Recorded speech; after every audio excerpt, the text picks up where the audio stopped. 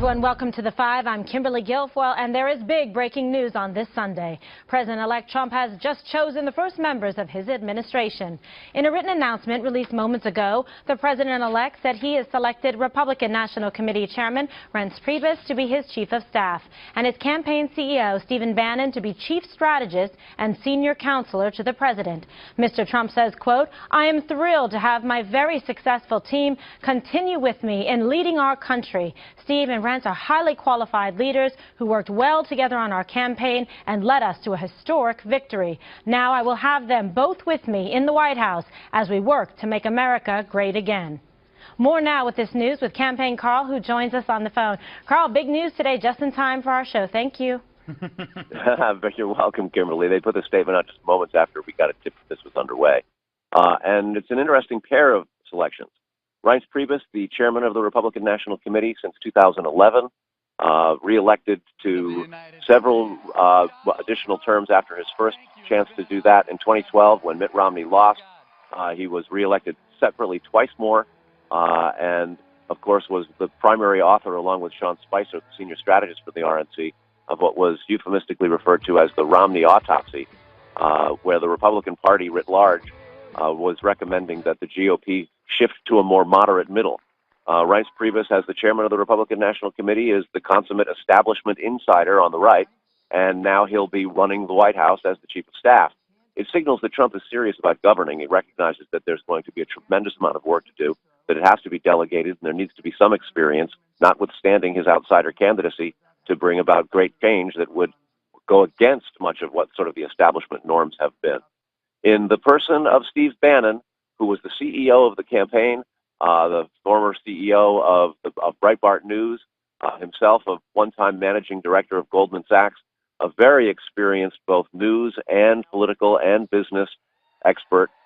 He was in many ways what Kellyanne Conway, the campaign's pollster and general manager, said was the general, talking to Trump quietly, advising him on which direction he might go on a variety of different key issues, many of which now are quite in a state of flux. The senior staff are saying on a number of issues that Trump took very clear positions on, those things are now in the process of transitioning, and that there will be deal-making and bargaining as he puts together a government and tries to work with both Republicans who have the House and Senate and Democrats who will be in the minority and are still very, very bitter and despondent as a consequence of this defeat. So for Trump, these are the first two big announcements. Loyalists, insiders, part of the core team that was the Trump campaign's inner circle. And there are going to be 4,000, almost 5,000 final appointees to the government, both political as otherwise, that have jobs that have to be filled. And these two send a signal that Trump's loyalists and those who were with him as he won this incredible upset election will be part of what guides. He builds a government and moves on. Kimberly? All right, Carl, thanks for that update. All right, so an exciting additional breaking news day. We like those around here. So this announcement, many were speculating about it, but of course, you know, Reince was kind of trying to push back a little bit to say, you know, he loves the job that he's doing now, but of course he was there right by Trump's side, President-elect Trump's side, the whole way through, even when he was getting pressure from people in the party during tough times, tumultuous times, to try to put Mr. Trump aside, and he did not. Yeah. So as of Friday, everyone was speculating, was it going to be Steve Bannon, the CEO of the campaign, or Reince Priebus, who came on from the RNC, or Kellyanne Conway, who's the general manager of the campaign. I mean, she's extremely talented, too. So who was it going to be? Was it going to be one of the three, two of the three, all great three? Options to have. Yeah, he had great options. And you know, apparently what he wanted to do, and again, this is Donald Trump's decision, straight up. I mean, he just, you know, soul search, maybe talked to the kids, talked to Jared Kushner, perhaps, and said, this is what it... But what it signals to me is that he wants to reach out to Paul Ryan and work with Congress, because Reince Priebus, as Kimberly, you know, we've had many a cocktail with Reince Priebus and Paul Ryan. They're both Wisconsin people. They're very close to each other. They have each other's back. So, you know, all those people who are afraid that Donald Trump was going to burn the place down first and then rebuild it, maybe you don't have to worry about that if he's going to reach out and work with with at least the Congress, with at least the Speaker of the House. What remains, so Steve Bannon, senior strategist, love this idea because, you know, he's been behind the scenes. He's the one who they tapped into this outsider, this voice, they're not, the left isn't listening to us. It's time, it's our time, and Bannon was the guy who did that, and so he's going to be senior strategist, very important, and that leaves Kellyanne out there and Jared Kushner out there. What are they going to be? I would guess they're going to be some form of senior advisor roles or even possibly press secretary. I mean, Kellyanne, the thing about press secretary, you have to know the policy inside and out. You have to be able to field questions from a hostile press and know what Donald Trump would say, the president would say if he were there. And if anyone has that ability, that would be her. Now there's some names being floated, but you know, my guess would be maybe. Well, she would be a phenomenal choice. I mean, you saw the way she expertly navigated threading the needle, no matter what network she was on, regardless who was questioning her. She was able to handle it, especially during difficult times when he was under heavy criticism. He does like to have women in his inner circles, thinks they're smart, stronger than men, and she certainly has proved herself to be so. And again, historic, first woman to be ever lead and win a presidential campaign. So kudos to her. Greg, your thoughts on these two important? I was just thinking, could you imagine right now if Hillary Clinton had won, what this A block would be? Would we be talking about John Podesta today while he sacrifices a goat for his Sunday spirit dinner? So that's a high point. I think Reince Priebus was a great choice because he's the opposite of a hothead. He's a cool head. Whenever the stuff looked like it was going to hell, he was kind of like always like there, kind of going, slow down, lighten up. It's not so bad. We're going to get through this, that kind of thing. And you look at, and the irony is, look what happened to Chris Christie. I mean, the Bridgegate took a toll on him. Little pun, terrible pun. Hope you didn't stay up all night on oh yeah, it took me hours. Some fun facts. Do you know that Reince Priebus was named Wisconsin Super Lawyers Magazine Rising Star in 2008? Key fact there's a magazine called Wisconsin Super Lawyer. I had no idea. But he's like an idea bouncer. Top of his resume. You know what he is? He's an idea bouncer. Someone who you trust will tell you it's a bad idea. He's the opposite of a yes man. He's a no man. He'll try to like say, okay, let's not throw bombs right now. Let's just, you know, kind of like usher you into a more disciplined response. Right. Can I have that? He's also a visionary. He understood that this was a historic and unique opportunity to bring populist movement into the Republican Party and broaden the tent. So against what most people, most of the establishment class looked at Reince and said, hey, you're our guy. You need to push back on Donald Trump. And Reince said, no, he's the GOP nominee. We're going to go with this. This is how we win. This is how we get the White House back.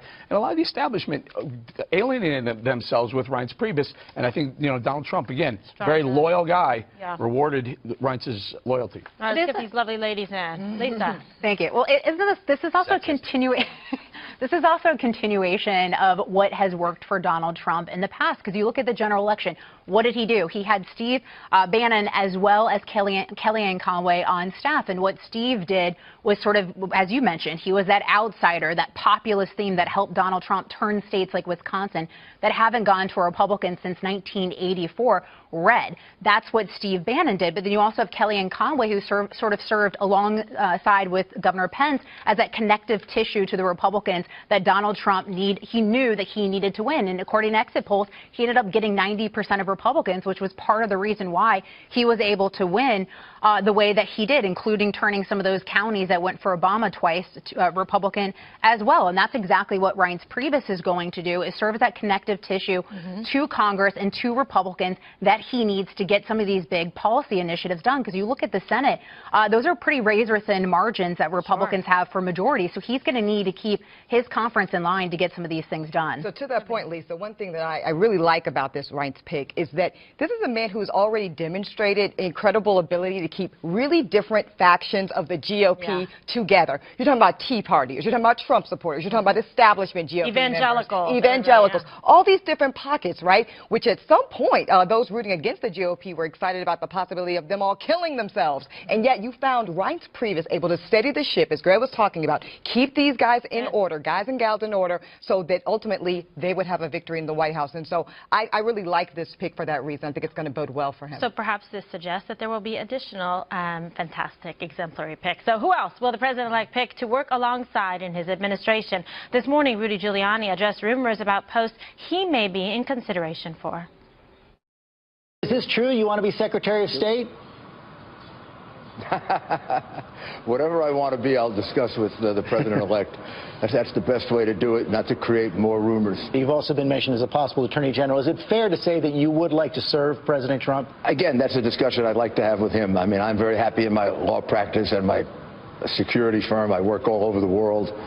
I have a very, very full life, so it would have to be something where I felt he really needed me, and not that I'd be the only one that could do it, but maybe that I could do it a little bit different or a little bit better than somebody else.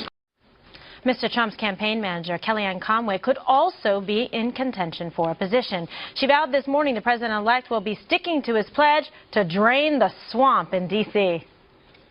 This is an administration that's going to run very differently than typical Washington. The gravy train is about to have its wheels blown off and its engine completely ripped from its bearings, because there's just no reason to keep this consultant lobbyist access at such an AXIS at such a level where people feel like their interests are not being served. They don't appreciate all the organs and adjuncts of Washington, D.C. working against them. This is an administration for the forgotten man and the forgotten woman. Okay, so Eric, as you mentioned earlier, Kellyanne Conway really did an incredible job here. We knew that she was talented already, for sure, and then she was with the Cruz campaign, so she's got tremendous reach to all the different groups as well. She stayed on message with Mr. Trump, and then now you hear her echoing those same sentiments. This is about the forgotten men and women. And, see, and that's the difference of Donald Trump, and that's why very early on I said this could be something very different. This could be different for America.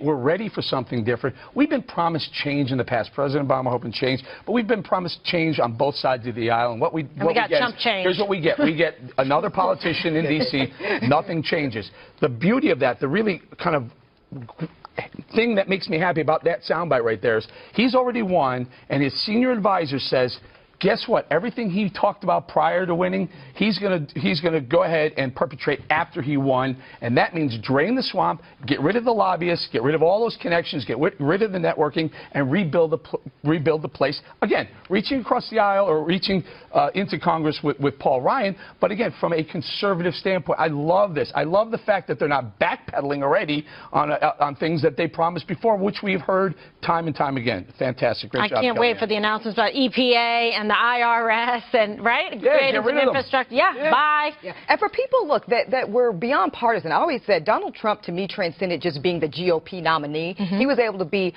something that was appealing to people in the middle. Some Democrats really switched parties to vote for him in Pennsylvania and different states like that. And that's a part of the reason why. He was able to represent, I don't care if you're a GOP member, I don't care if you're the Democrat, I am draining the swamp of all these stiff, uptight, do-nothing people that have been in D.C. for 30-plus years, have given you no return on your support for them, and that's a good thing. So to his point, it's good that he's sticking with that. One point about Kellyanne Conway, why I think she'd be so great as press secretary, not only her ability to convey Donald Trump's message, I think, better than anybody, sometimes even better than Donald Trump himself, but also she's able to say it, be strong, and not raise feelings of hysteria.